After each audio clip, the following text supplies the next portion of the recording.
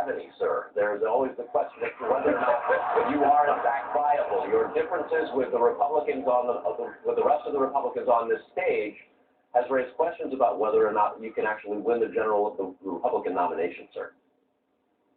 Well, we've only had 2 little primaries so far, so it's pretty premature to decide which one is going to be the candidate. But, you know, when you think about it, if you measure everything I've ever said, every vote I've ever taken against the Constitution, you know, I'm a strict constitutionalist. Are you suggesting the Republicans should write me off because I'm a strict constitutionalist? I'm the most conservative member here. I have voted, you know, against more spending and waste in government than anybody else. So you're suggesting that I'm not electable and the Republicans don't want me because I'm a strict fiscal conservative, because I believe in civil liberties? Why should we not be defending civil liberties? And why should we not be talking about foreign policy that used to be the part of the Republican Party?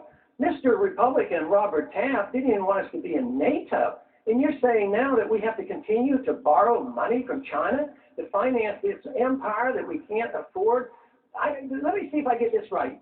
We need to borrow $10 billion from China, and then we give it to Musharraf, who's a military dictator who overthrew an elected government, and then we go to war, we lose all these lives promoting democracy in Iraq.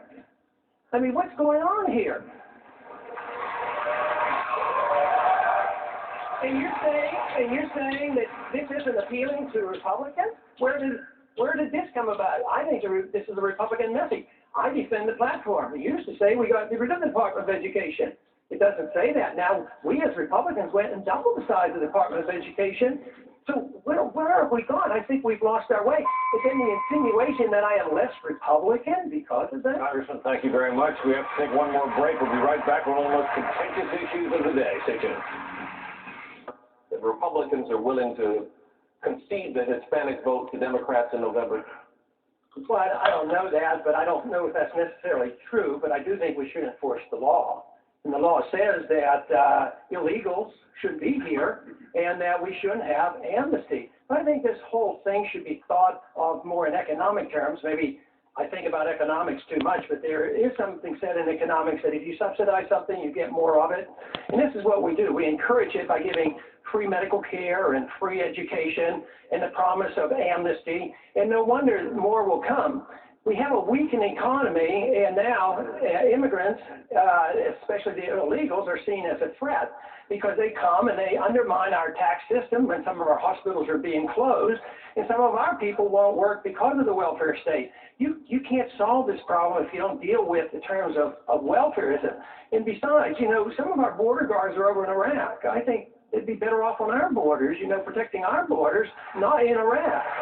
So, yes, I think we have to deal with it. If we don't do it with carefully, yeah, we're going to lose some votes on it. But quite frankly, the law is the law, and we should enforce the law.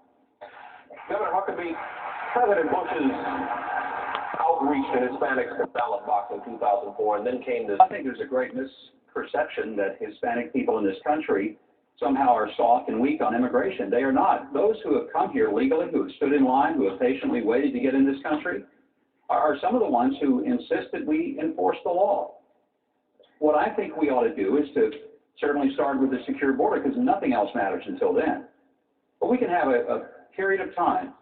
I created a 9-point immigration policy that says there's a 120-day period in which people go to their home country and they start the process from the back of the line. And when people say, how will the government round them up? The government didn't round everybody up to get here. The government doesn't have to round everybody up to get back in line. That's nonsense. People got themselves here. They can get themselves to the back.